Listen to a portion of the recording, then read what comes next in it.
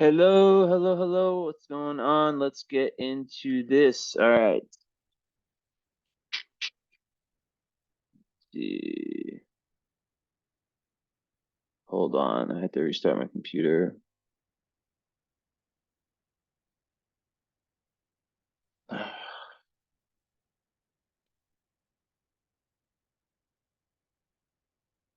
Okay, where were we?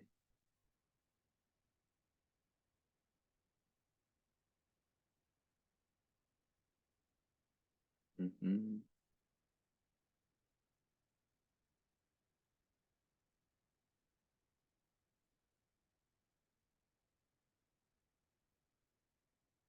Okay.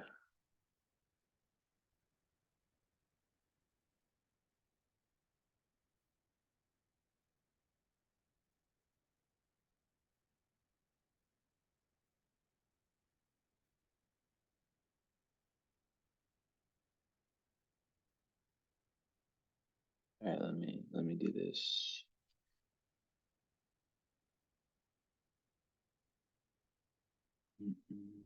Where did I put okay,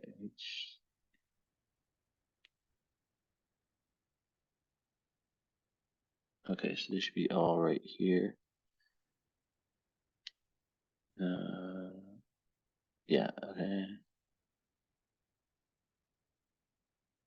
1, 9, 12, 13,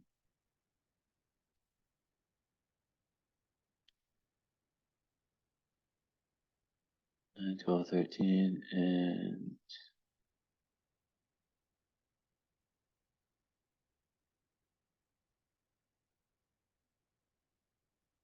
what? Oh, okay, here. Okay, let's see. Wait, why are these two the same? Oh, never mind.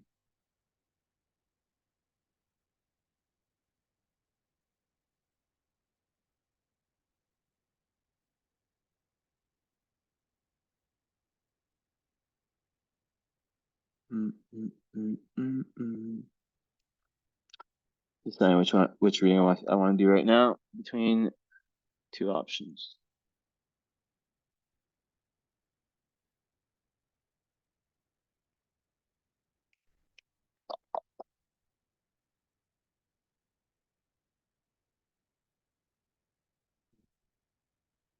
That one makes sense. Okay, yeah, let's do this. But let me see this.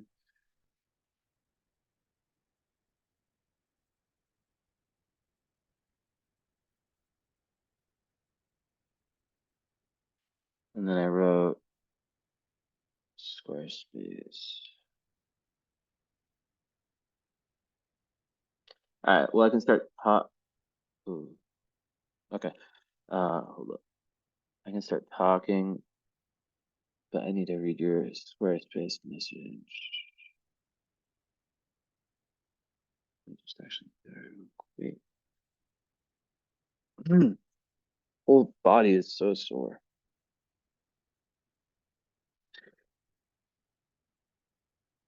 I'm gonna whistle your reading Tuesday.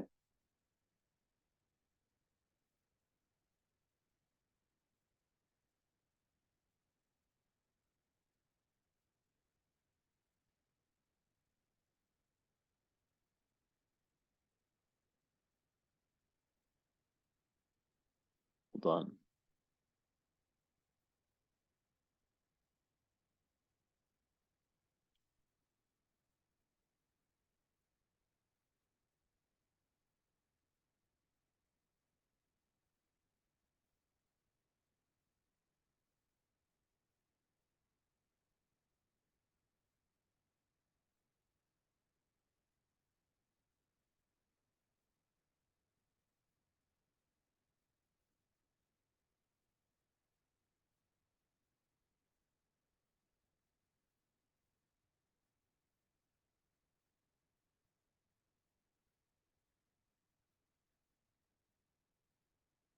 Okay.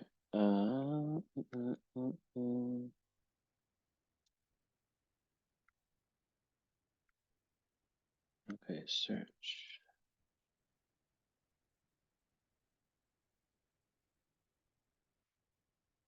God, Okay.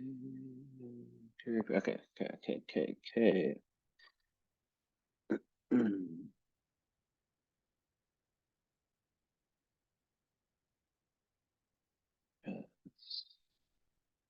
pull it up.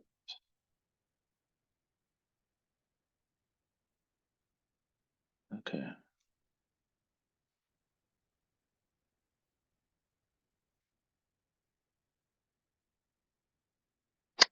All right. So,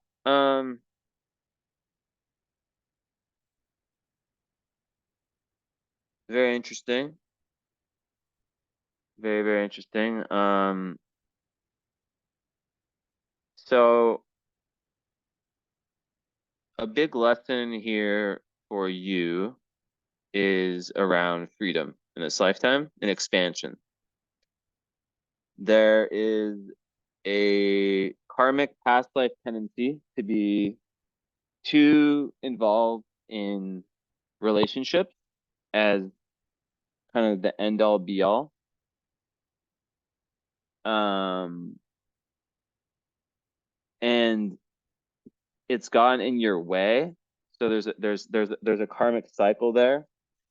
Now, one of the ways this is showing up. So what's interesting is that it is so your seventh house is in Gemini, um, and your south node with Mars, it's square Jupiter. So you as a Sag rising, a Sag North node, right? Sagittarius is about expansion, freedom, a further understanding of of your subjective understanding of what truth is, because then in life we tie everything together with our truth, right? It relates to our dharma, like what we deem worthy of our time and our energy and our overall purpose in our career, right?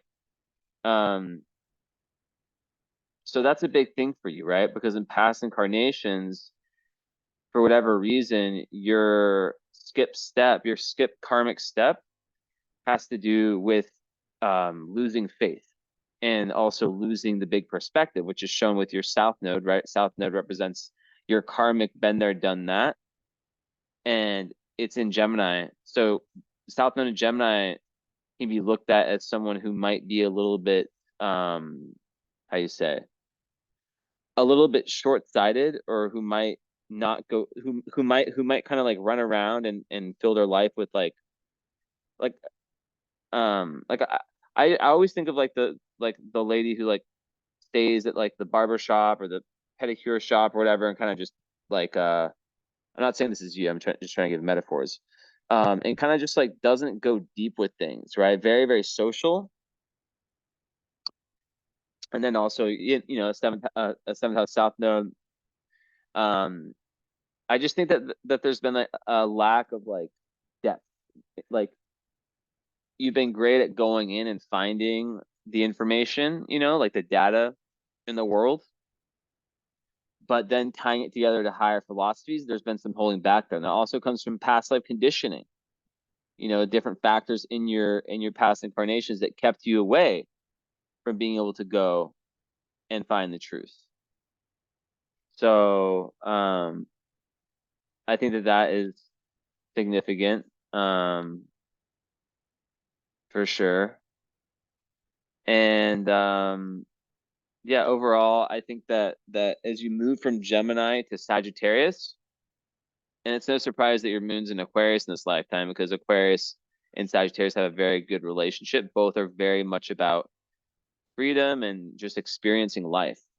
So you're really meant to travel. You're really meant to go up to be an adventurous person who's taking in a lot of whether it's traveling physically to different like countries, different cultures, seeing how different people live, how different people think, and then that, and like that then adds to your to your worldview, right? You learn kind of in this osmosis like way when you're just experiencing something different than what you grew up experiencing. So So yeah, like overall, that's kind of how I see it, is that the more you can kind of like, and sometimes a lot of the Gemini South nodes can have there can be like a real difficulty with kind of stepping into the unknown. It doesn't feel very natural a lot of times, and um,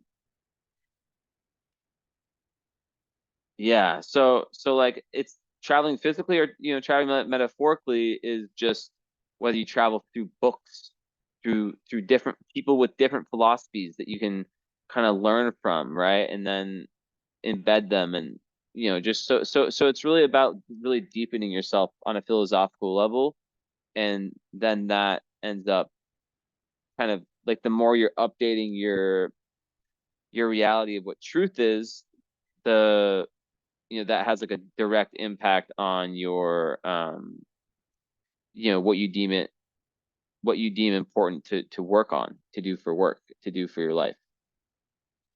But yeah, like South Node, seventh house, there's definitely a big like a big emphasis on being in relationships and um allowing those to sort of dictate kind of who you are, I guess. Like, yeah, like your like I guess your identity. And think like it's like the person who's like always in relationships, and then because of that they're not able to grow, like, or like it has a negative effect on their growth. You know what I mean? Because like, yeah, so it's not saying you're not supposed to be in relationships in this lifetime. It's more like, with your relationships as an Aquarius moon, the relationship should not push you deeper into, or like they should be very, very, very free. So an Aquarius moon person, right? Moon is your emotions. It's like the unconscious. It's how you live within yourself. What makes you feel secure. So Aquarius moons, like they really need a lot of space and a lot of freedom. They are very giving, very very humanitarian by they really have like a mission. They want to make the world a better place. Um, so that a lot of times and for them, like they are here to be unique, like they're not here to be a carbon copy of what society wants them to look like. They're here to really just be the water bearer, the one that takes the road less traveled. So um yeah, I think that the more healthy risks you can take, the better. Um, so yeah, it's just ultimately about kind of figuring that out. Um, Figuring out how you can find can determine, okay, what is like a healthy risk in my life? How do I take it? Um, what's the right path for that? Um, so aside that, let's take a look. Uh, mm, mm, mm, mm, mm.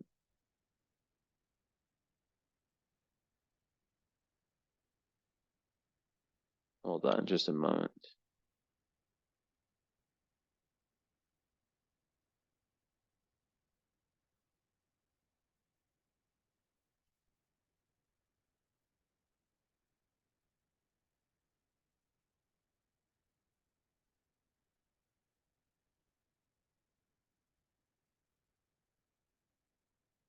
Yeah, so I think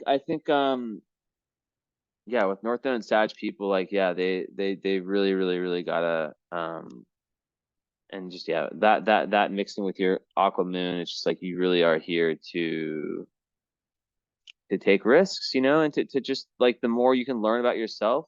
So all your relationships, friendships, all that stuff should really back that up, you know. You can ask yourself, how much is something like this either conditioning me, or like helping me kind of get out of the conditioning, right? So yeah, that's like a huge thing already. I feel like a lot of like different things in the chart that are pointing to that conclusion of like you being here to ultimately find a new version of truth, and to just always be seeking like always with the mantra, I know nothing, I'm always ready to learn more, right? So, and I'm never ruling anything out. Now also, I think that there's a very deep kind of, use of Virgo 10th house, I think, and Venus in the 11th. I think that there's a really, and Chiron on your midheaven. That's like a classic thing for someone who's meant to be a healer to have Chiron on the midheaven. Now this is the thing though. Chiron on the midheaven is basically saying that there is some pain around, kind of putting yourself out there. So there's a little bit of pain around that. But um when you're able to kind of just like step out and just do it, and just kind of like say screw it, like I'm, like so a lot of times like Chiron, and also it's ninth house, and like in whole sign that's ninth house, so it's like it's ninth house regardless, but it's by the midheaven, so it's like there's different meanings. Like one of them could a lot of times, a lot of my clients who have that, it's like they often felt rejected by their family, or just like in their early growing up, they felt kind of rejected for their ideas. um so yeah, that's very common. um but then on the midheaven, and the fact that's in Leo, right? When I see Chiron and Leo, I think of that's where your pain is, and Leo is the inner child. So a lot of people with Chiron Leo, they didn't feel like they can have like a creative block, or they can find it difficult to kind of be, and especially as a Virgo sun, and Mercury and Jupiter, that's like very big perfectionist energy, right? Um, it's the one of the most, the biggest diseases of the 21st century, or psychopathology, whatever you want to call it. And I think like people who have the Jupiter, like the three planets in Virgo, they just really need to like look at okay, when am I being too hard on myself, right? When am I being too hard on myself? What are the messages I'm telling me in my head? Because with Chiron and Leo, Chiron on the midheaven makes your Chiron very strong. So you're someone who's seen by others, whether you're a healer or not for your profession, you're someone who's seen by others as that, just by the way you look. Who knows, right? By the way you look, the way you present yourself, like and oftentimes planets on our midheaven, um, reflect something that we can do for a living, right?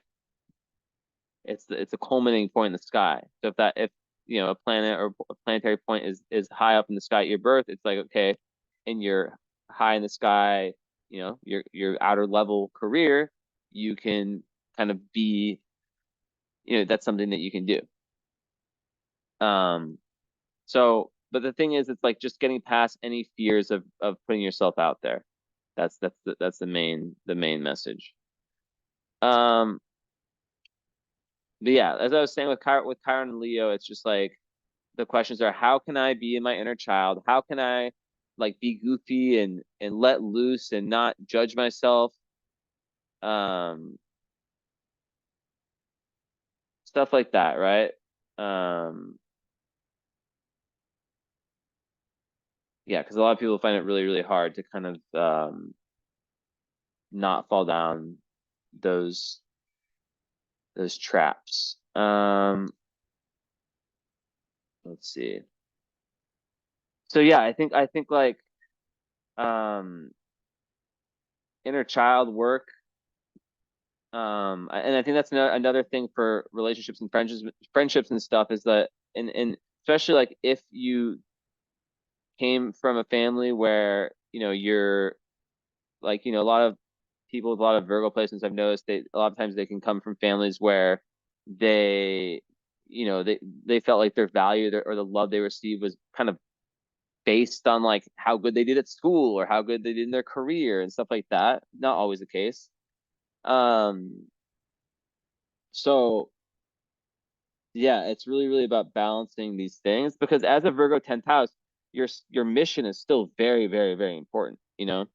Um, and if you combine, so yeah, you understand what I'm saying? It's like you definitely want to shine in your career. You want to be an example to others. You want to really rise above different challenges and kind of just kill it overall. But mm, yeah, it's just like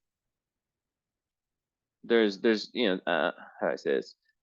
Yeah, it's like I think being a healer is definitely in the cards for you, and it's not always like and what I was gonna say is that you're very like your life purpose is very much in your work, and sometimes a lot of times with people who have like Aquarius moons or just like a lot of 11th house planets, strong Uranian thing, it's like they have a very very specific purpose that's not like it's quite unique, and there's a lot of trial and error that goes into it. So, and I think as a Sag rising and North Node, you are meant to go through that trial and error and not necessarily figure, like just try out lots of things, and when you figure out what it is that really lights your fire, going for that, and instead of like spreading yourself too thin, just sticking to a few really really good things that really make you feel good. So yeah. Okay, so being a Virgo Aquarius is very interesting. So they're 5 signs away, and the issue with that is that the Virgo part of you, your sun, your identity, the core essence of who you are, how you shine, etc., your masculine archetype, it's very much about stability, about organization, about service, all the Virgo stuff that you already know about, right? In the career domain, but definitely order. So while Virgo is about order and consistency, things, having systems in place that just work, Aquarius is definitely very freedom based. So sometimes that can be a little bit of a difficulty um, to balance those out. However, I do think that I think that there's ways, like most people have these types of things in their charts, right? Where like there's like how do you balance these out? And I think with you know giving yourself that kind of process of that individuality, like the individuation process, the individuation process. Um, so allowing yourself to be that unique being, and I think a lot of it could show in the work you decide to do. And I think that like once you really figure out, okay, what is it that makes me feel like I'm growing, that makes me feel like I'm doing something that has like kind of a unique like that really feels like it's made for me, um then you can sort of use that Virgo energy to kind of push yourself forward and kind of know the steps that it takes to get to the ideal place in that realm. Um, in everyday, just like as it just kind of like your existence, I think that it's balancing out the need for independence, the need for freedom, the need for being on your own path with you know the kind of attributes of being more set and, so it's like about not being like OCD Virgo, and too perfectionist, and just really, really using the high energy of Virgo, which at the end of the day is earth magic, right? Opposite sign of Pisces, which is cosmic magic, and it's earth magic. So, figuring out what that means for you, and yeah, just kind of going for it. Because Virgo is a very like interesting sign. It's very misunderstood. I think people kind of give it a reputation of being this like, oh, Virgos are so OCD, like it always has to be their way, like, like, yeah, the Virgos like that, like they're just smart, they have their system, and they don't like disorderly stuff, they like things to be in order. But then I've also met a lot of Virgos who are just not like that at all. And with the whole thing about like your opposite sign, like the axis, sometimes Virgos are more like Pisces, and Pisces are more like Virgos. It's really funny. I'm actually a Pisces, but like I'm very organized. And then my best friend is a double Virgo, and he's definitely still Virgo, but still kind of Piscean. So yeah, that's definitely something. So going back to kind of some of the love stuff, I think that, and also actually before I go there, the moon being in the third house, there's definitely a need to speak your mind, a need to find ways you can communicate, whether it's writing, whether it's through your work, where you're able to kind of communicate, or just some kind of like creative outlet where you're able to kind of get out. And with your really strong Venus in Libra, like it could be something artistic that you're into, um, some kind of artistic work, and yeah, like having an outlet like that is really powerful, really, really powerful.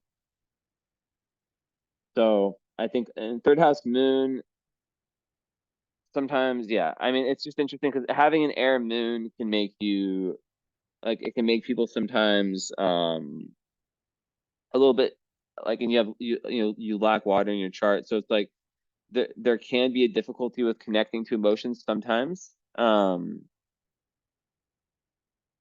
There can be difficulty connecting the emotions, so sometimes they need people with that type of thing going on need to like work extra hard to feel into them. You do have Neptune trining your sun, but still, it doesn't mean that like people who lack water, um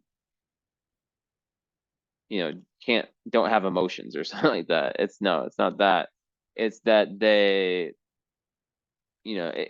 it can be a little bit difficult for them to kind of like get in touch with them sometimes. But any kind of like anyone can work hard. Anyone can work hard and get to that place, to where um, you know, they're not feeling that way. So, okay, more about kind of like the love stuff I was talking about.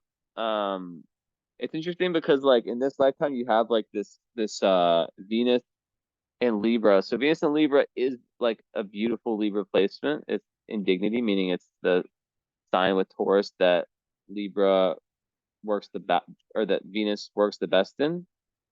However, so what it does, it really, like, it's like I said, very strong for anything artistic.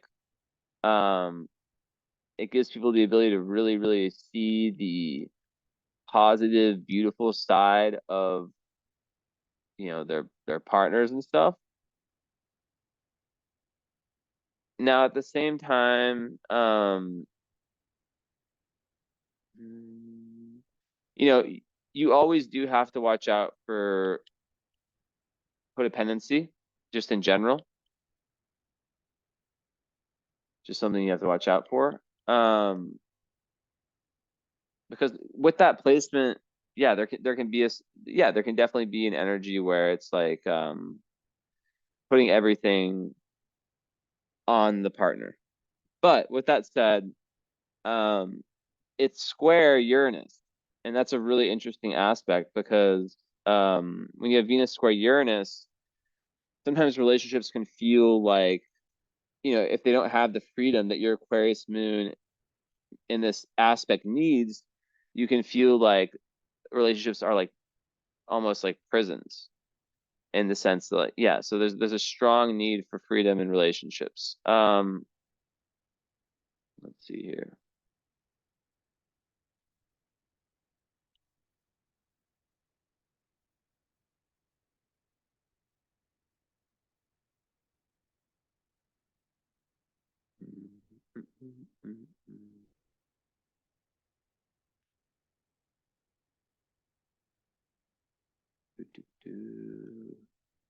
Okay. Yeah. So that's the thing. So sometimes when you have that kind of places, so yeah, like I said, like Libra Venus, they're really good at like, yeah, it's seen the really good parts of their partner.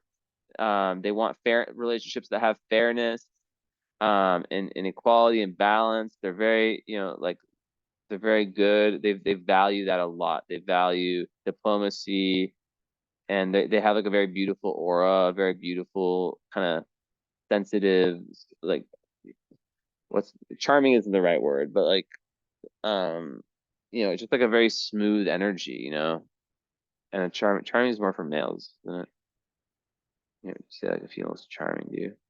But yeah, so that's something. And I think that, that square definitely speaks to just this whole past life energy of, and then also having Mars in Gemini too.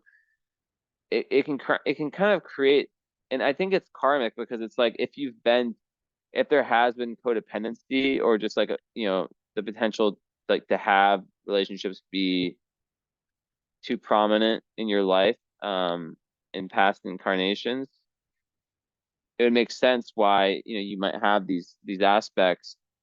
But also it could signify something else because there's a potential that karmically there's a tendency to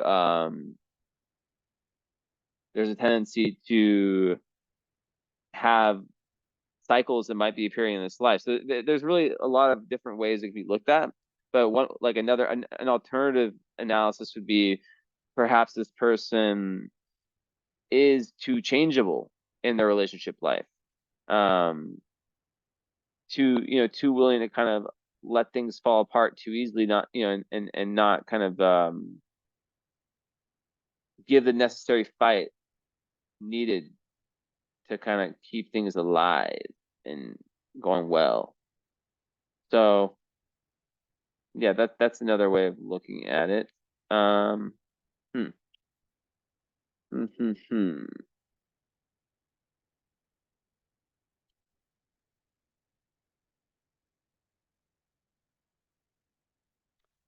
And I think also just with that with that Mars and Gemini on the south, and a lot, this Uranus square, I think that definitely creates someone who on a romantic level needs to be friends with their partner. Like they need to have like a very strong intellectual connection, or if they don't get that, they can get bored very, very, very fast.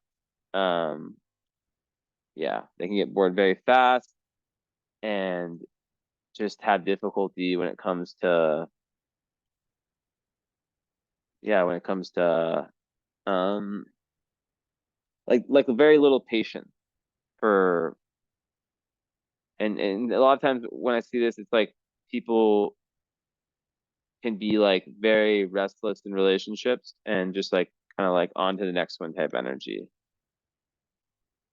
Grass is green on the other side is the best metaphor for that. But yeah, I think that the Mars, the Mars and Gemini people, like their weapons are their words. Also, that's an interesting part about that placement. Um, they make great arguers, great lawyers. People who kind of know, and who are also just very good at networking and just being social. Existing in this in this world the way it is, where you have to network and yeah, it might, and it doesn't have anything to do with, you know, not being a deep person. On the it's just, when you have an ability, Mars and Gemini people are naturally just very, very, very curious. They want to go and find different information about the world and how things work. So it actually makes sense with your North Node in Sag, your North Node, your highest potential destiny in this lifetime. Your Mars, which is your action, right? It's a part of you that relates to your like how you are, like where your energy goes, right? Where you push your energy. With that being in um Gemini, you're pushed to talk to new people, to do this, to do that, to find new avenues, to explore, to find truth, right? Um, and then, so what you're really meant to be doing this lifetime is a lot of trial and error, as I've said. And I think journaling, or just like some kind of process that you could kind of use to kind of connect the dots philosophically, that's massive, right? So yeah, going towards like different types of people, different types of situations. The world's a big place with endless possibilities, and then really, really having like a lot of introspection around it. So yeah, you're definitely meant to explore in this lifetime, and to kind of renew, or update, or renew your definition of truth, your subjective definition of truth. And then, with your 10th house sun, 10th house being, career dharma, that, plays a massive role into what you do, what you deem it necessary. So you could be someone who has different, career changes potentially, who knows? Um,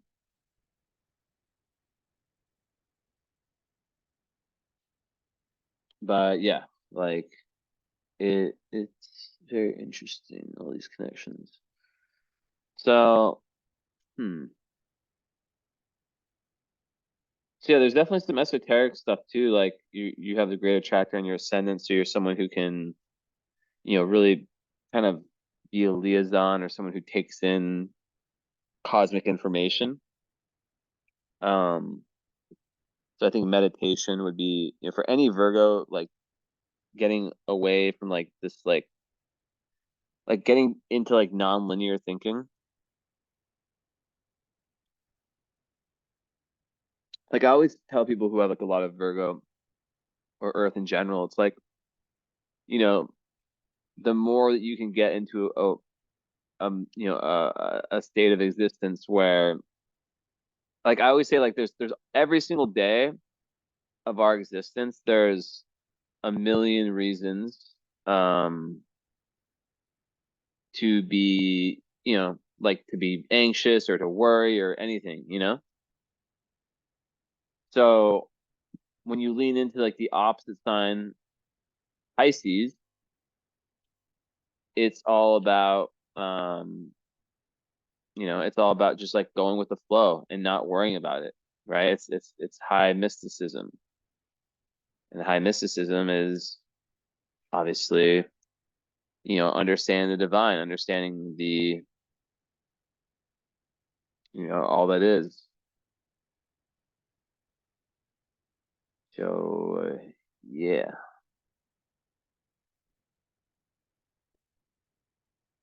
Let me take a look at stop,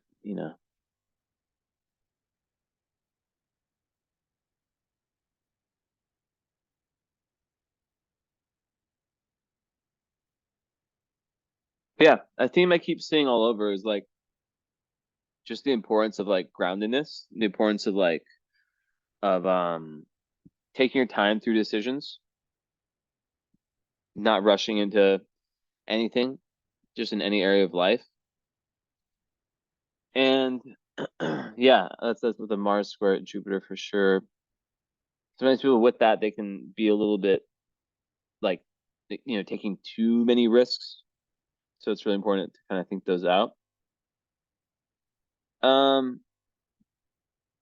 but yeah, like another big thing, like on the relationship stuff, the karmic stuff, like first house north node, it's that you're here and like one of the biggest karmic reason, like you know, karmic aspects of your life is independence.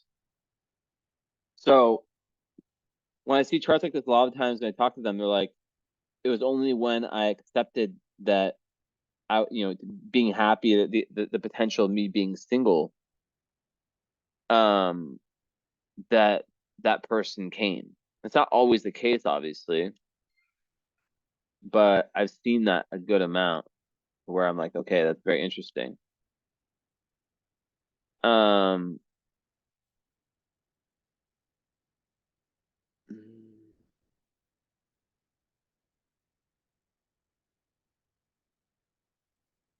okay, so another thing is that, Pluto where it is, that's like a big time placement when it comes to just the esoteric and a lot of 12th house Pluto people have like the craziest dream life. Like I don't know, I've heard people like being able to like astral project and lucid dream and very powerful connection. And also on a karmic level, it's really about the importance of service for you. Um, feeling like you're really doing something that's for the greater good. But I always think of that 12th house Pluto as like the jump into the metaphysical. So it's like, jumping from the into the rock that represents like the material reality, which is Saturn, into the never ending Neptune, Sea of Neptune, right? Which is like the 12th house, right? So, with a lot in your chart, it's about keeping one foot in the physical realm, one foot in the metaphysical. With your decisions and just kind of like how you go through life, it's like how, what is the metaphysical, you know, um what's it like what is the meta like what like on a metaphysical level, what's the metaphysical value of this thing I'm doing, right? Not just a physical material, what's the metaphysical? Very important. Um but yeah, I just think community for you would be something very, very important. Um you might even feel you might even be someone who also just gets very, very lucky. Maybe like you meet someone romantically who is in a group you're in, or who starts being, as a friend or someone with common interests. I think that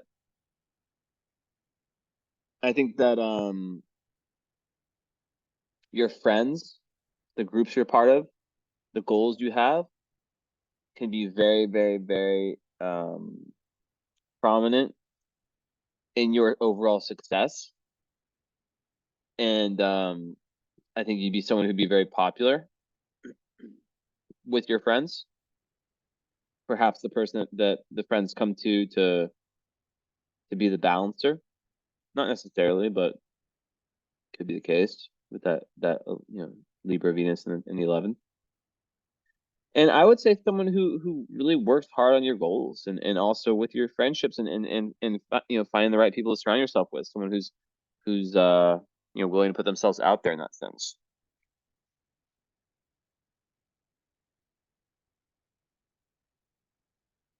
So yeah, there's a lot of that 11th house energy. So right now we're in a time where we're transitioning as a collective, and I see a lot of charts like yours where I'm like, okay, like I feel like this person has like a soul family, like a soul, like you know, the soul purpose. And what's difficult with life is that, especially right now, and like everyone I talk to is going through this, it's not really clear what that is for a lot of people, right? There's a lot of kind of confusion around that. Because we're at the end of one chapter, and we're not really sure. There's not a lot of clarity of what that next chapter is. So yeah, just being able to like kind of have grace and patience, and knowing that as long as you're doing the next best thing, as long as you are truly allowing yourself to take healthy risks in life, and not trying to live your life to to impress anyone, or to kind of like I guess satisfy anyone, whether it's family, people you grew up with, whatever. And you're getting, through what you're doing, you're getting to know yourself on a deeper level. Then that's the most important. So yeah, and just yeah, like I said, not being so hard on yourself. Like, you're very intelligent. You have Mercury in Virgo, so like that gives like a very and it's trine Uranus, which is like a potential for genius ability, like very ingenious, like ahead of your time. It's a really, really good indicator for both of those are really good indicators for intelligence. So yeah, just it's like the logical ability with the ability to like the logical mixed with the ability to kind of think differently than other people, I guess you could say.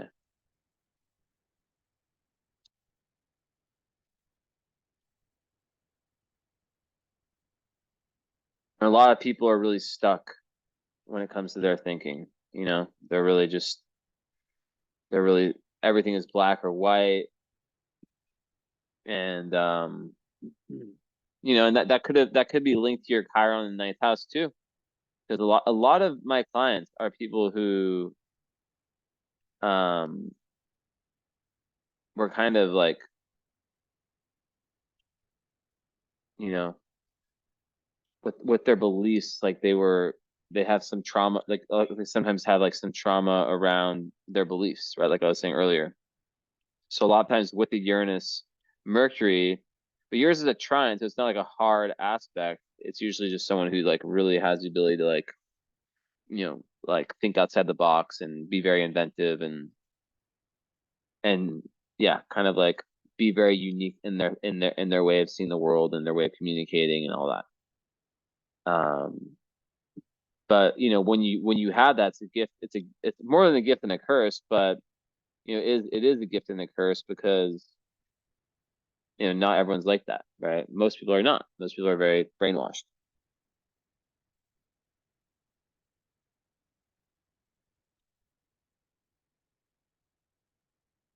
So yeah, that's kind of what I see is like um very important.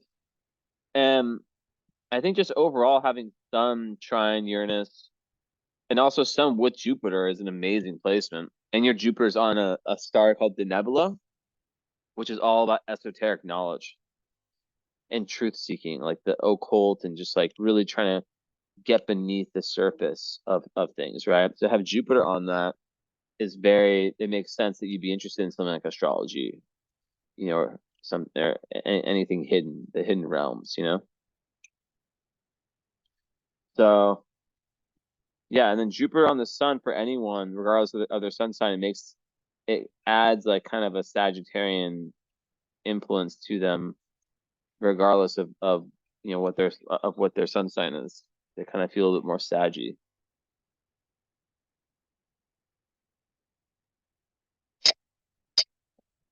So and it kind of gives like a big aura too. Big aura. And yeah. Okay, let's see here. And also Jupiter 10th house, it's very, very good for luck in career. I want to add that in there. Very, very good for just attracting good fortune in that area of life.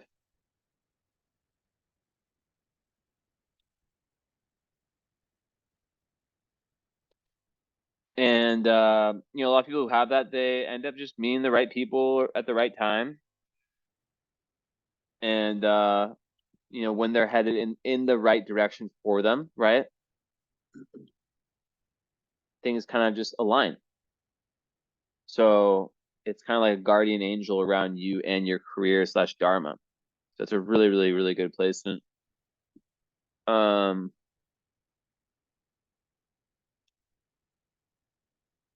let's see. Yeah, and yeah, so like that's just like I think that like just with trial and error, I think that things will come. And just it's just about like really tuning into intuition, tuning into um what feels right. Um and going with that, you know, with respect to kind of your overall life direction. What like kind of the intuitive feeling, okay, this is what really lights my fire, right? This doesn't. Why am I doing this? Why am I like what's the reason for me choosing this? What's the reason for and it could even be a kind of case where there's like the money maker and then there's the passion with the goal of the passion one day becoming the money maker.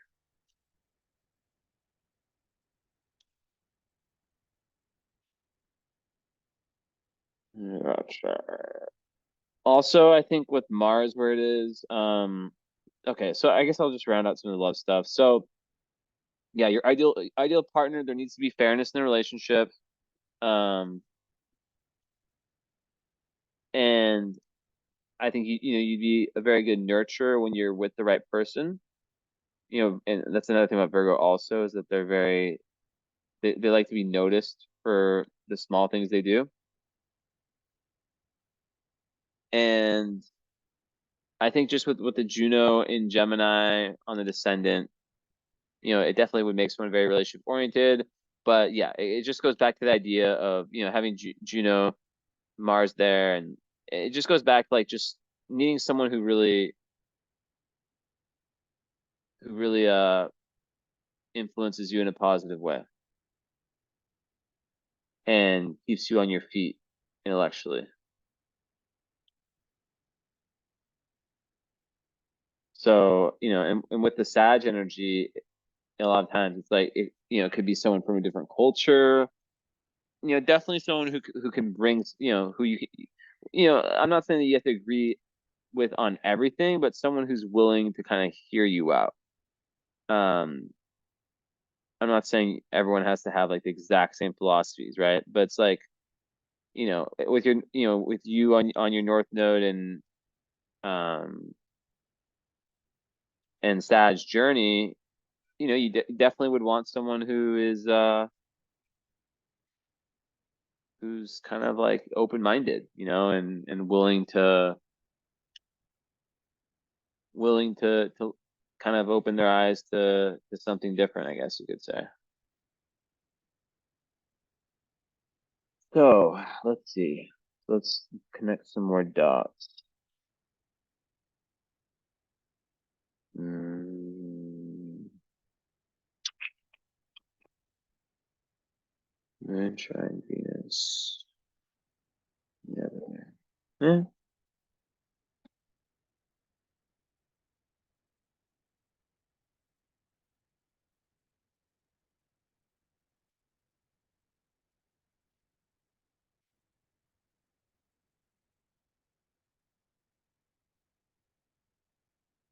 Mm.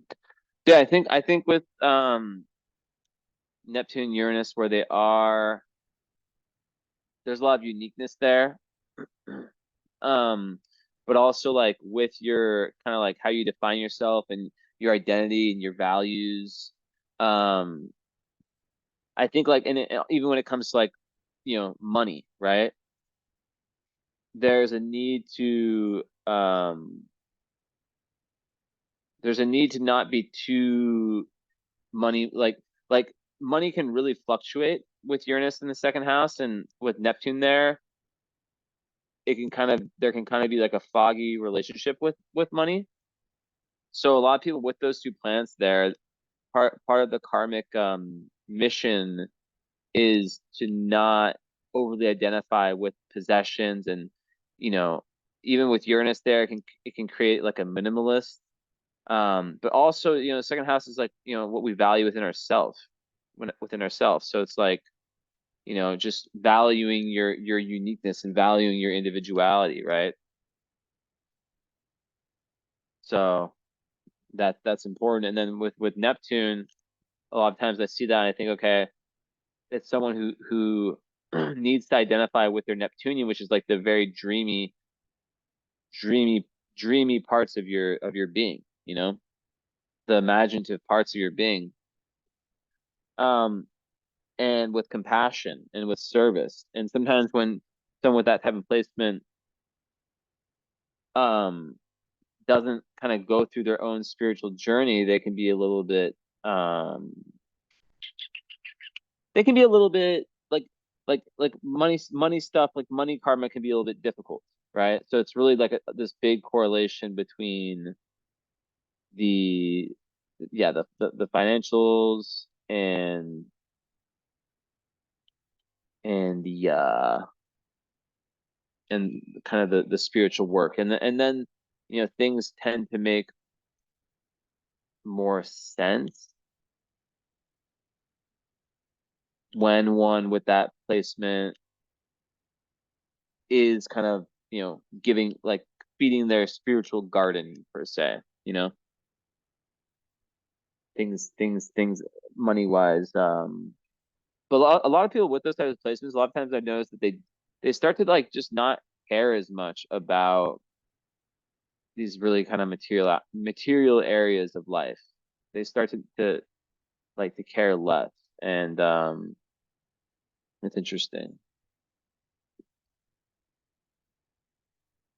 So yeah, with that, my advice to people who have that is like, the questions are like, how can I, and like Uranus rules your moon, so and Placid your moon be the second too. So yeah, it really goes back to the principle of like grounding yourself in morals. It's like what's the word? What's the word? Yeah, brain. Why aren't you thinking? It's a very easy word. I can't think of it. It's like if you had a rule book for your life, like a constitution or something like that. Um, it's like it's meant that you make all your decisions based off this constitution of you, right? Like if you have that, it's understanding that it's supposed to be very unique. It's supposed to be evolving. It's supposed to be based on your individuality, and it's supposed to be based on you as your metaphysical footprint, your metaphysical value, what you bring on that level to the world, and always going back when like really really recognizing that whole one foot in one world, one foot in the other type energy, right?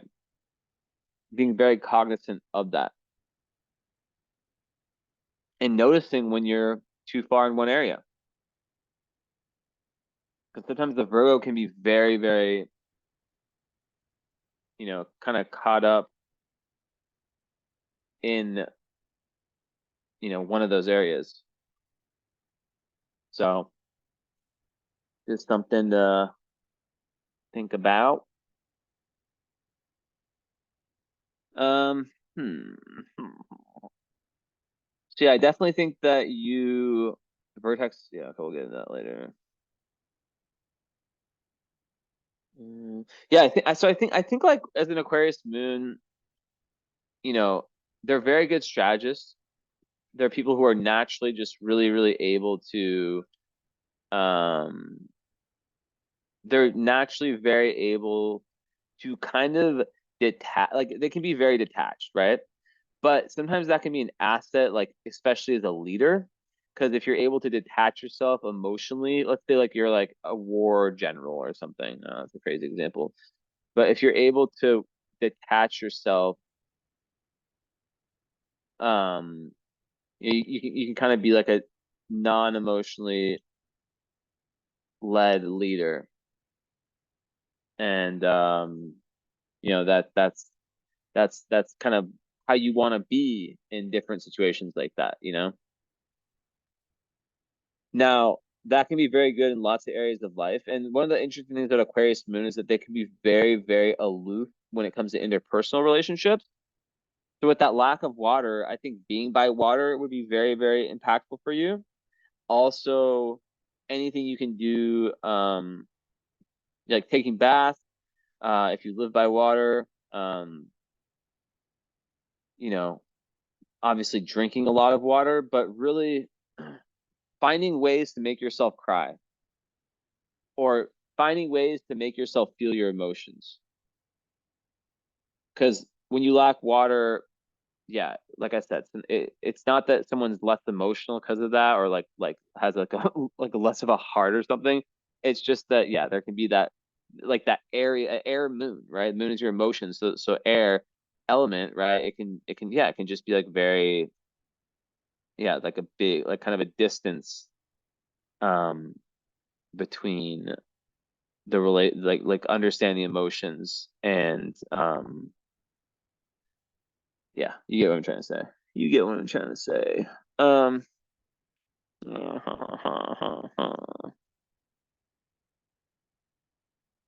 see here.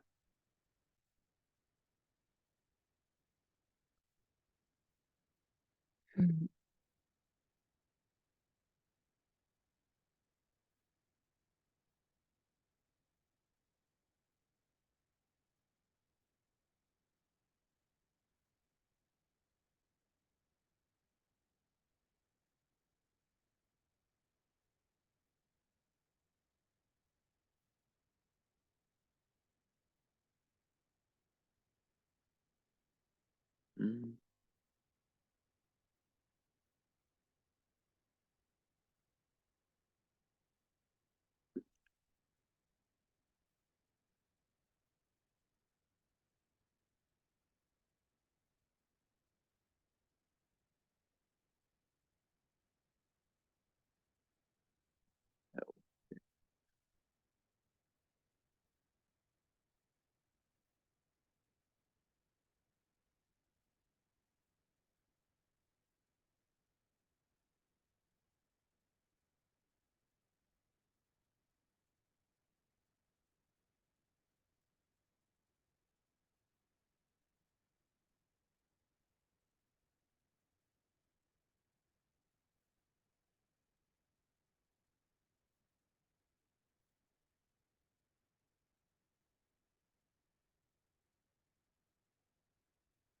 okay. Understand. Understand what I'm saying here. The camera on a little bit. Stop the share. There I am. Yeah, so get this behind me. So yeah, really like moving towards it's that real quest for that solid identity, your own philosophies. And I repeat different things that are very, very important. Um and yeah, just like that overly like those habits of like just like overly submerging yourself in other people. Um that the balance between like self-assertion, first house, and like you're trying to find the balance between like give like in relationships like the one extreme would be codependency. I can't live without a relationship. Here's Mika, by the way. Um, mm, that's one extreme of this axis. The other extreme is like complete independence. I'm not willing to to do anything for anyone. Like whatever, right? So, it's my way or the highway type deal. So, obviously those are two extremes, and you want to be somewhere in the middle where you're still having relationships where where you're willing to compromise, but based on your chart, there's that huge need for freedom, right? There's that huge need to like I think like a relationship that would work would be one where you're afforded a lot of space, right? And as I was saying before, like Moon and Aquarius, a lot of times, like I said, it can be aloof. Like there can be like feeling. A lot of people in Moon and Aquarius don't trust their emotions. They can feel a lot more secure with intellect rather than emotion. Um, and like not even trust them, right? Like they don't, like a lot of Aquarius moons I talk to, they don't even really trust their emotions, right? They're too rational, too unpredictable. So yeah, just being able to kind of lean into those. And third house, just the idea of communicating the emotions and how important that is, right? So very important, very important, very important. But yeah, like overall, you just have this great mission. It could be mission. Um, Now something else I see is Saturn, right? So Saturn is by house, it's representing. So it's interesting. It's in Aquarius. So you've had your Saturn return very recently, and um, so the way I see that with your moon there is that you probably in the third house. Third house Saturns often start opening up around when it comes to communication and kind of like letting their true voice out around the Saturn return. So perhaps that's how it is for you, you know? And a lot of times people with that, yeah, they just like yeah, like they can have this early fear of communicating and expressing their true self early on. So yeah, and it's just like this really like hard effort, this like consistent and consistent effort in moving past that, and then it really pays off. And then post Saturn return, that individual is able to be a truly effective communicator. But perhaps before that, it's not so easy. Yeah, yeah.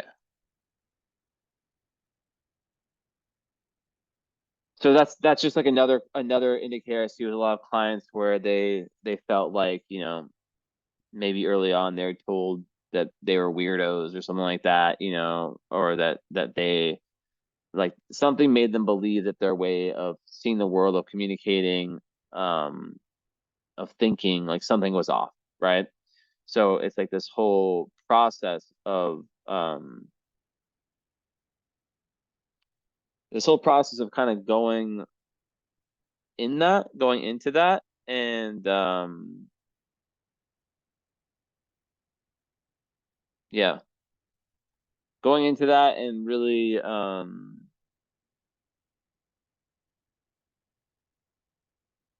on.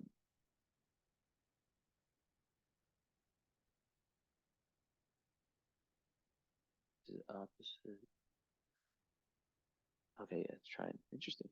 Yeah, so yeah, really just like leaning into any uncomfortability, and just kind of understand it's also an Aquarius, so like that, that could be like some blockages around, being your authentic self, right? Which your moon, which is your unconscious desire, it needs you to be that person that doesn't give a fuck. It needs you to be that person that goes their own direction, blah blah blah blah. So I don't know, I think it's a big time for you. And perhaps even also around friends in groups in soul fam. I don't like that word, but like, or that term, but like that just that idea. Um, yeah, it's interesting. But I just feel like a lot in kind of the realm of Aquarius could be really opening up to you right now. Um, So yeah. And then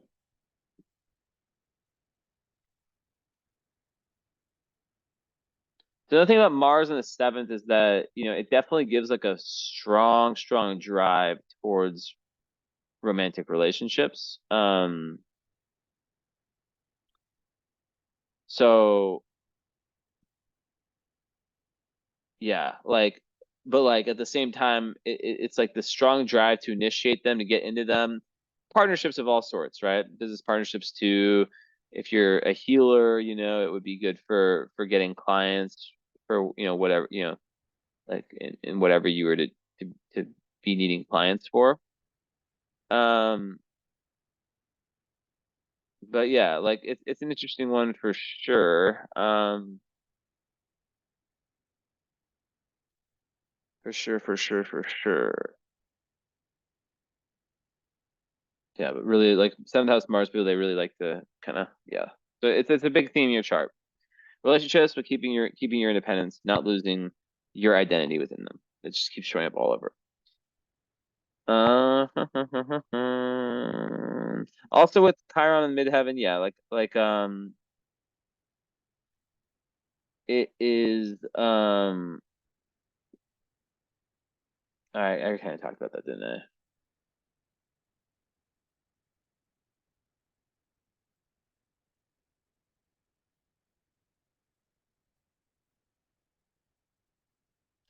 I think one thing with Chiron in the midheaven too is that sometimes like it's about seeing your own worth um in your profession. Like you can be like someone who's really amazing at what you do.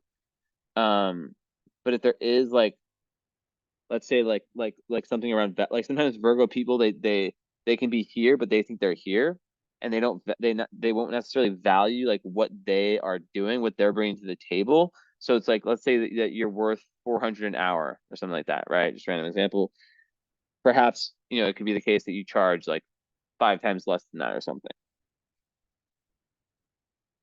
So a lot of times that's, linked to something early on. And yeah, a lot of times like the parents didn't really listen or encourage your choices that were most likely very unique. Um, so yeah, what else can I say about that one? I think a lot of people with a car on the midheaven too, like their initial career, a lot of times doesn't really reflect like their true purpose and true nature. So it goes back with that theme, right?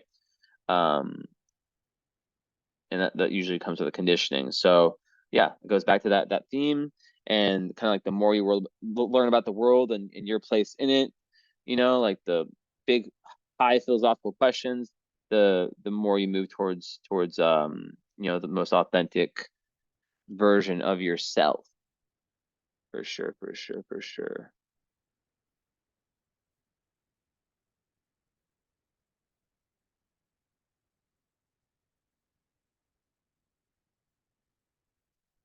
Mm, mm, mm.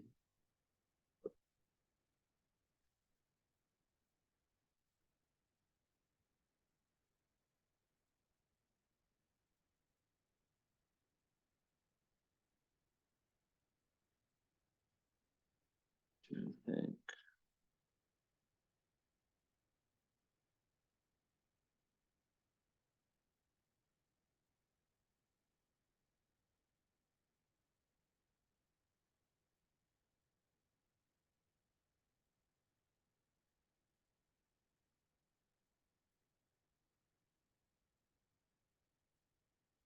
Yeah, I think that's kind of everything.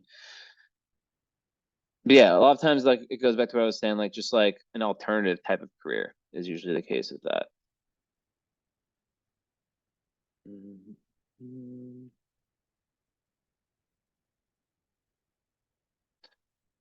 And like a lot of times people with that, like they might be seeking, I'll be right back, you can still hear me. Like they're not going to receive this recognition from the external world, but it comes from within themselves, right? So it's like a lot of times with that, like I've noticed with clients and just people I know that a lot of times they like, have like different periods, like chapters in their life with respect to career. And, you know, they get to a place where, let's say, you start doing Reiki or you start doing something like, like that. Um, that might not get like kind of the respect of, I don't know, like might be like kind of misunderstood by others, but then you absolutely like for you it's like the best thing. And that's really the lesson, right? It's really like how much how good it feels for you to be doing it. But yeah, I definitely this is like a big time chart of someone who, and even like like if you were someone who works with, yeah, like I said, with business partners with Mars, that you have to watch out for like very like you have to be very very careful with Jupiter squaring it too of who you get into any kind of business relationship with. Don't jump into business with anyone, right? Because Mars seventh house and can create kind of like very feisty business relationships. Um, Especially if you still live in Canberra or close to there, because astrocartography, that means you'd be on your Mars ascendant line. Um, and yeah, just any like real close, like could even be like a BFF, like with female, like a lot of females, like their BFF relationships are so deep, that they're almost like relationships. Um, so it can almost be something like that as well. Um, so let's think. Yeah, and also like seventh house rules open enemies. So Mars there can definitely bring enemies in this life. So it just it just goes back to the importance for diplomacy. Um,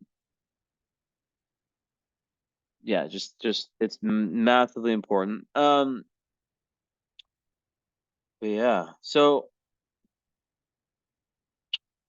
yeah, Moon is in a nice aspect of Venus. That just is more about like, being able to like have very harmonious relationships. With like a good balance of give and take.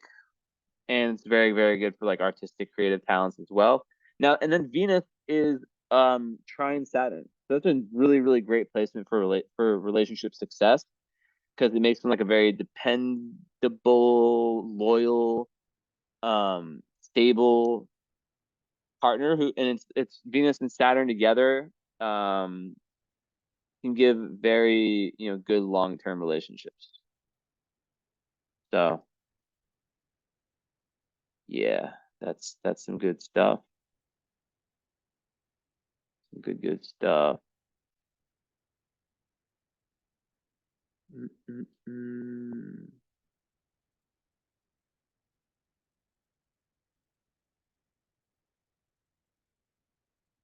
Let me think.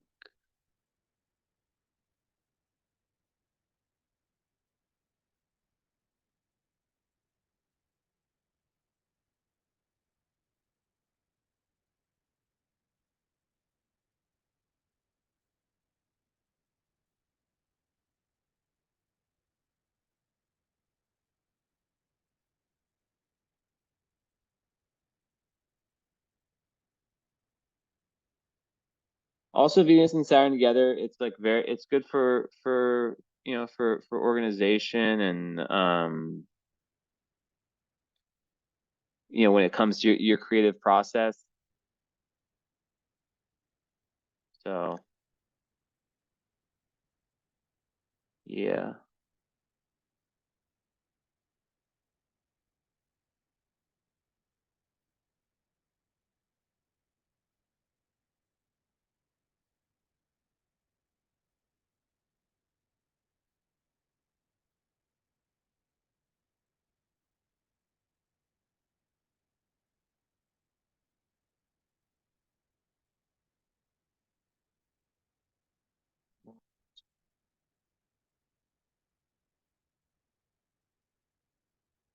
So another thing about like having Mars with your South Node is very interesting. Karmically, it makes someone like a quite compulsive person who might act before they think, right? This is something we talked about. And it's really just about like the important lessons that this lifetime to really take all people and all things into consideration. So yeah, it's something I've already brought up, right? Like there can be like a stubborn streak as well. Um, so yeah, it can be like kind of like on a low end, it could be like the child used to getting in their way, the person that kind of just acts. Um, so it's really asking you to be like assertive but not aggressive, and to be diplomatic in this lifetime. Hold on. Hold on. Active time. Okay, babies, one sec. Open the tab. Okay, guys. Jesus.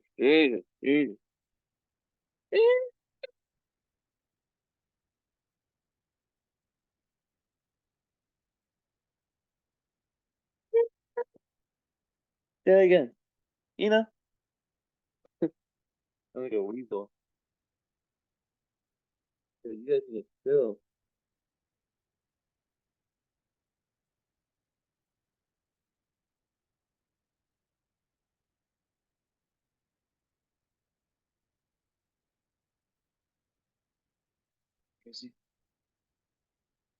Okay, so then Black Moon Lilith in Aquarius. Um, so that's an interesting one because it can make friendships a little bit dicey. Um, yeah, it can make friendships a little bit dicey in the sense that um there can be a little bit of drama with respect to friendships. And you know, like I always think like whenever I see that place, so Black Moon Lilith, just in case you don't know, it's kind of like how we defeat ourselves. It's not an actual planet, but it's a part, it's a part of our chart that speaks to like, kind of like how we self-deprecate, right? So it's interesting too that it's on your IC. um, yeah, it's on your like right on your fourth house. So it's interesting because it relates to friends, but also family. Um, so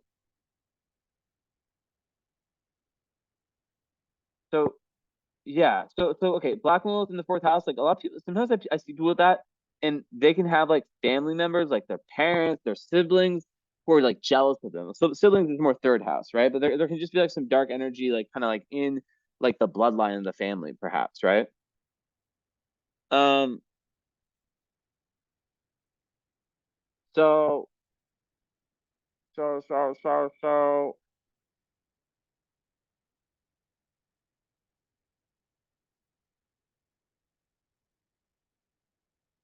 Hmm. So, anyways, yeah. Um. When you think about Black Moon Lilith in Aquarius, it's definitely a fear of powerlessness, right? Um, like a fear of being powerless that can lead to a sort of isolation. Um, and feeling criticized for like not being strong enough. So a lot of times people with that can like hide their weaknesses to the world, and it can lead to like a strong judgment of other people that the person with that deems as weak. And it's usually, you know, it it it, it grants a lot of power that can either build people up or crush them, right? So they either fear um their own powerlessness, or the opposite, they fear their own power, right? So the integration for that, it's really about facing yourself and asking yourself of your use or your refusal to use your own power, right? So a great thing is practicing some sort of self reinforcement. Um, not to stop yourself from kind of neglecting yourself. Being able to and also just like when it comes to other people, like really building other people up, right?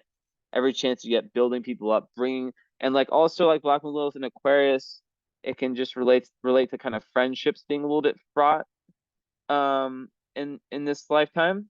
And a lot of times people with that they feel like their friends don't live up to their expectations and you can't count on them. So you know, you like to be, like I said earlier, you like to be connected to like-minded friends. But sometimes there can be like a feeling of like being rejected for yeah. So but a lot of times what can happen is that people with that can like impose their ideas and their ideals onto like the groups they're part of or their friends, and just kind of expecting that person to agree, and then if they don't, then they kind of can freak out a little bit. So it's really about just kind of like being able to look at that potential and just accepting, that not everyone's going to be the same. So yeah.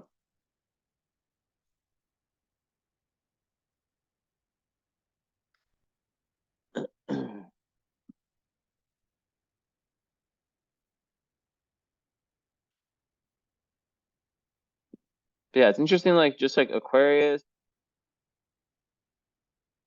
Sag, they go together perfectly, and then Virgo. Because your ascendant squares your sun. So it's really Sag, Aquarius versus Virgo. So mm.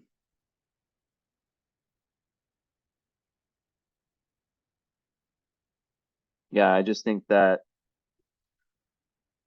yeah, being able to kind of feed both mouths is what I always say, and understanding um the uniqueness of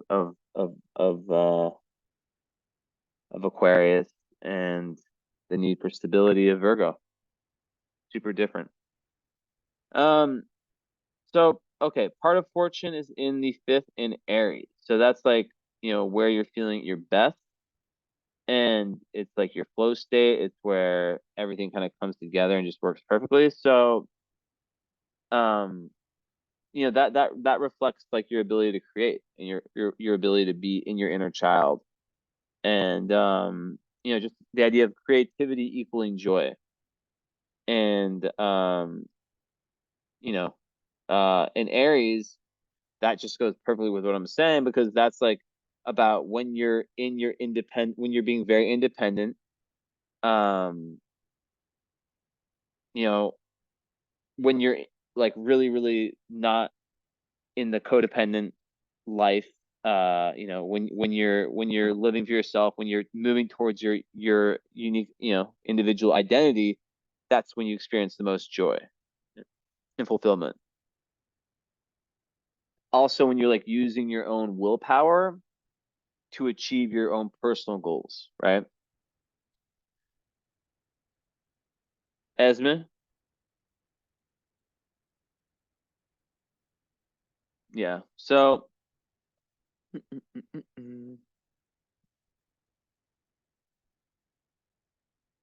yeah, super, super creative into, like Neptune trans Sun creates, a good amount of intuition and like so much artistic talent in your chart. I would not be surprised you're, you know, artist, or, at least you have that kind of artistic side in you for sure.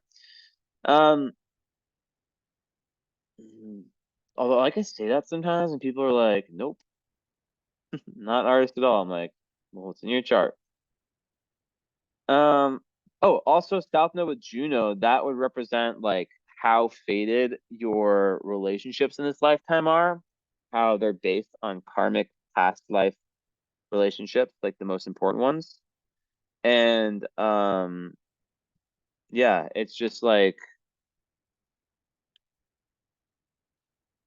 yeah, it's very interesting.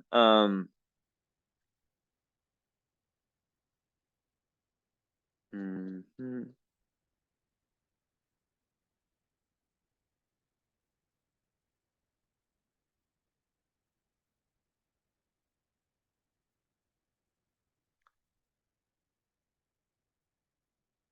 So yeah, like, and like I said, Libra, you'll work, yeah, you'll be a strong worker for peace and good at working with other people as well. Yeah, really like when you like finding your role in the collective, kind of like deeper meaning, and you're able to really put it really throw yourself in there. Um,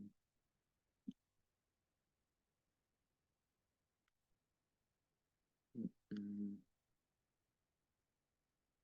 And yeah, also Jupiter 10th house people, they have like they can use their profession and their outer life persona as a way of like expressing slash finding the meaning of life. Um,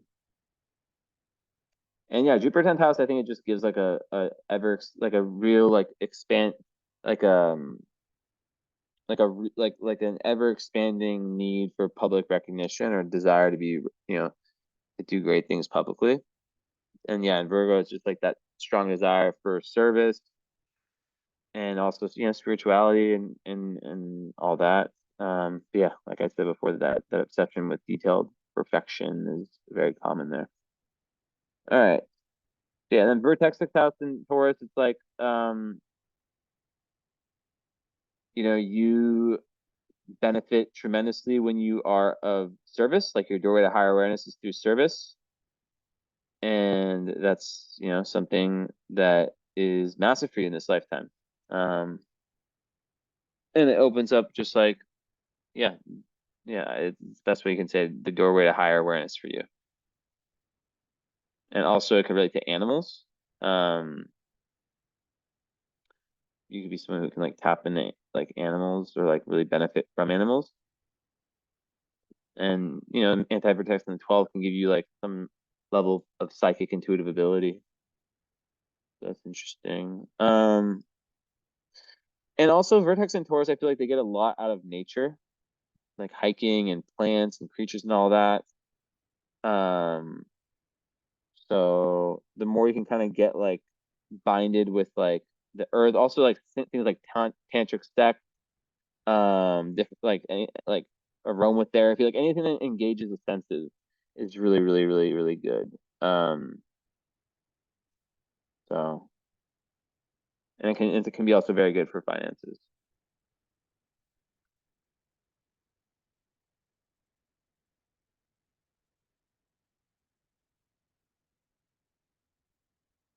Also with Uranus in a second, I didn't really say that like that also with your Mercury and Uranus, like it gives you yeah, really, really good at thinking of like very inventive out of the ordinary money making schemes. Um and like also like a lot of times people with that have like very unusual, as I said before, like profession mixing my words up, possessions. Um and it's really like I said earlier about valuing your own individuality. And Sirius is there too. Um in Cap. And oh yes, Neptune's second. I really say like when like that the reason that service is so important is that a lot of times Neptune in the second house, people don't realize their own, like they have like an unrealistic assessment of their own self-worth. So everyone else might see them in a certain way, and then they kind of fail to see themselves in that way. So here's a cat. Hey, you guys just Shared food. They're still starving. Two little food addicts. The two new kittens.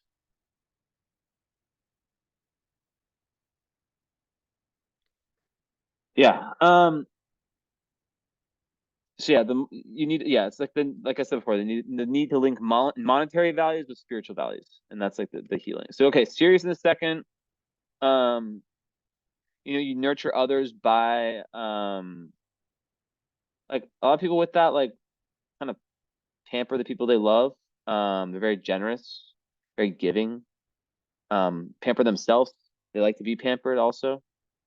But it's really important to like not become too attached to like the material goods and all that stuff in life, materiality. Um, so a lot of times, Sirius and Capricorn people can tend to look after themselves, um, and like kind of look. How am I saying this? Like they might not be the best at like seeking nurturance. Um, like they feel more nurture when they achieve like their ambitions.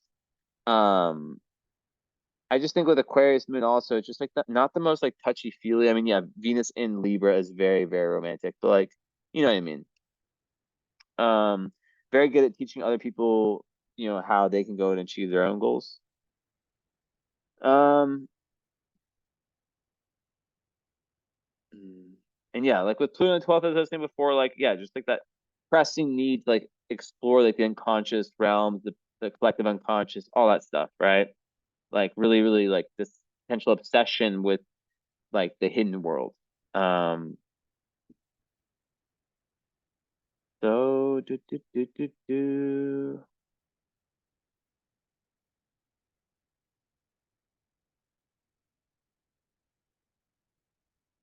Okay, Palace and Sag. So that's interesting. You have the real ability to see the big picture. Um, Next one, love. Like philosophical, di- or just like discussions and learning anything philosophical, and yeah, just someone who's a defender of truth. Someone who is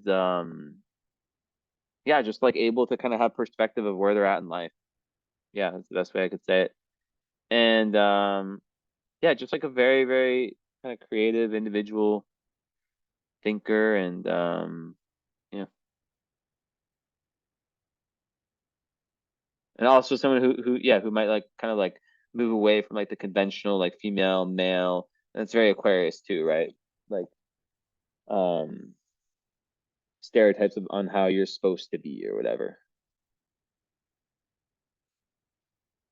Let me see.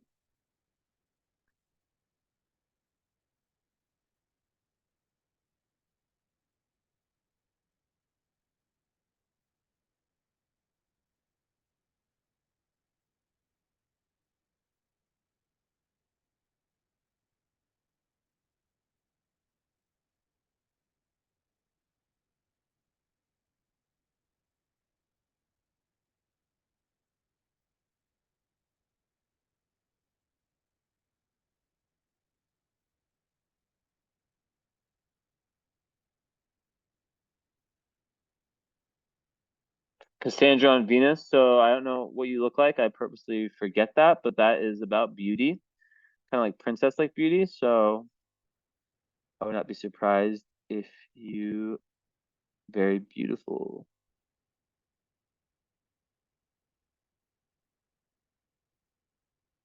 And I think it's just like with a lot of those, it's just like beautiful. I don't really think of like the physical manifestation as much as I think of just like the beautiful energy, beautiful aura, you know? It could be both, but yeah. All right. Oh, and you have a more on your descendant, so you're someone who's really able to have unconditional love for your partners. Even, if things don't, if things fall apart, um, you're able to kind of like still have that.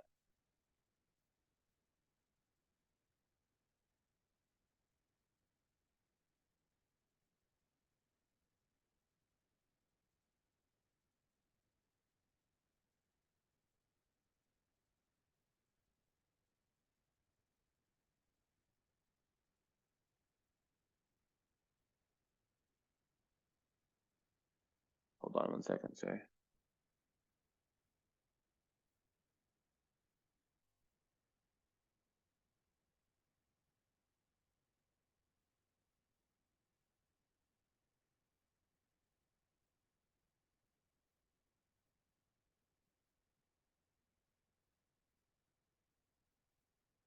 Hold on, sorry.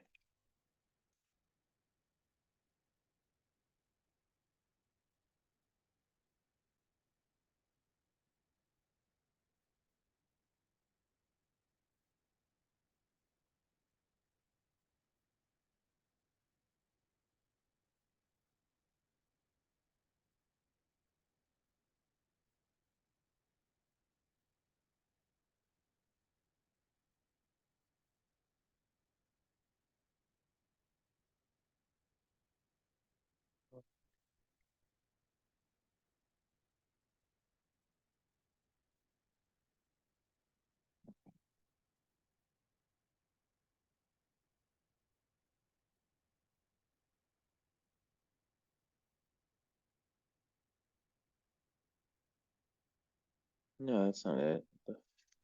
What the?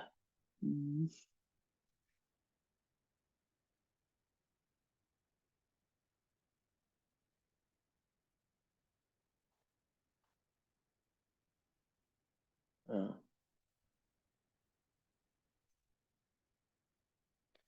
Okay, Moon with Altair, interest in ancient discovery, disappointments. What? No, wait, that's the wrong one. Okay, where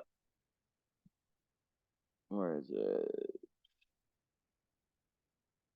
No, this is not the right. Yeah, it's very like good for leadership, but what's it with the moon?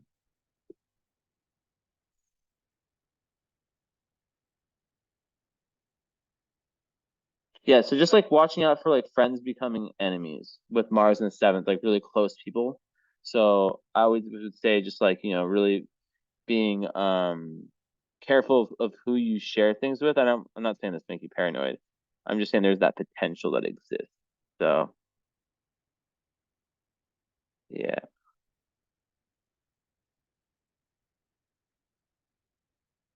See.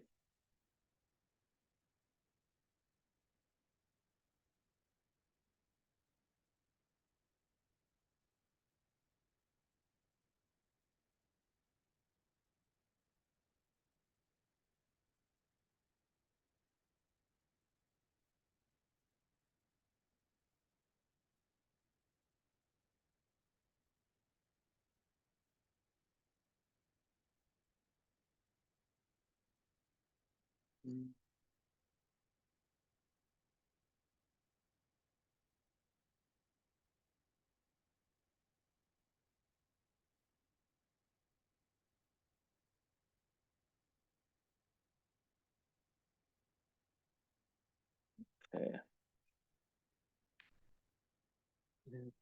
Let's see. Okay, so final statements. Yeah, spread your wings. Um, lean into your individual self. That's what you're here to do. You've had lifetimes where the truth was held from you. I don't know what that was, whether it was the society you grew up in past incarnations, but because of that, you've had lifetimes where you weren't living your dharma based on your highest truth, right? And in this life, you're meant to find that, and you're meant to. So it's okay to pivot in life. It's okay to take to take a U-turn. Life is a process. It's not a linear line. It's the what is it? It's the journey, not the destination. No process. No process in life is meant to be like this. Everything, even the most mundane things, are tests. You know, even if it's something like you're like in your head, you're like, there's no way God or the universe like is testing me in this way. They are. It is. You are being tested in this way, right? It's We're not supposed to understand it. It's not supposed to make logical sense to us. So yeah, just being able to lean into that nonlinear way of thinking and of existing and of being, that's the key. And one foot in the physical, one for the metaphysical, and then bring them together. So yeah. So anyways, let me see. Yeah, your chart's interesting one. I think, do you have a follow-up? Let me see. You do not.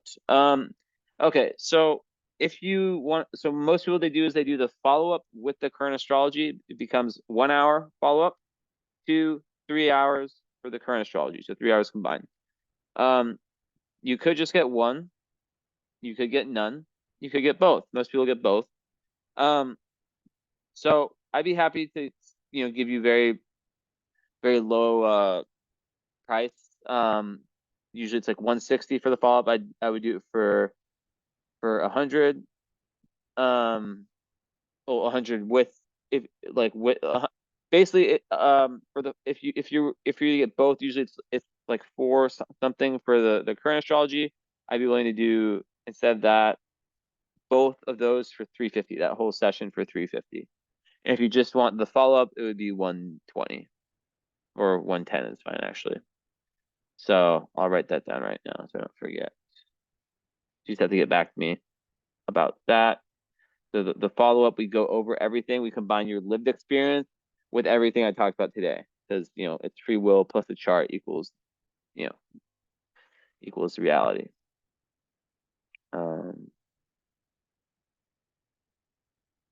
So let me show this down.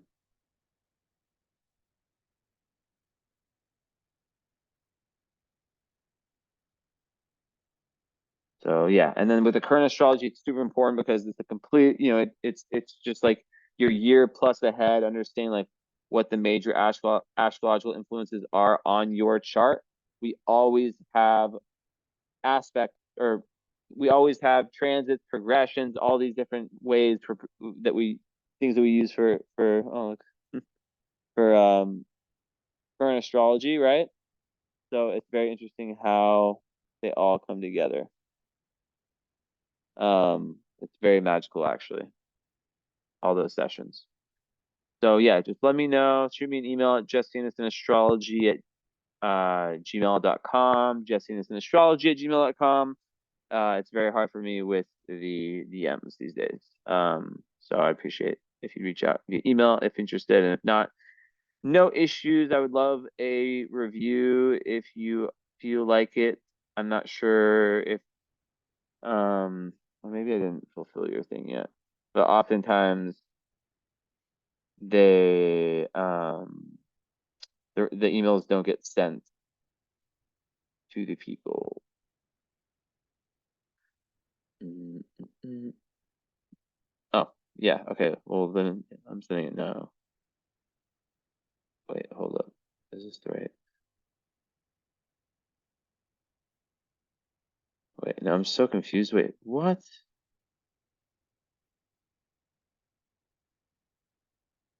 No, that's not you. That's someone else.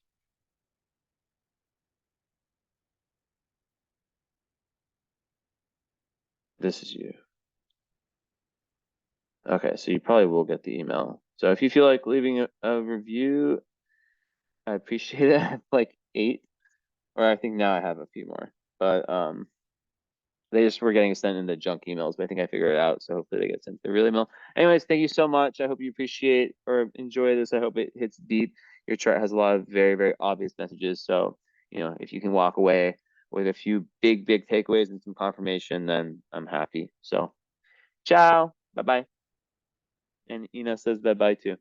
Ina. All right.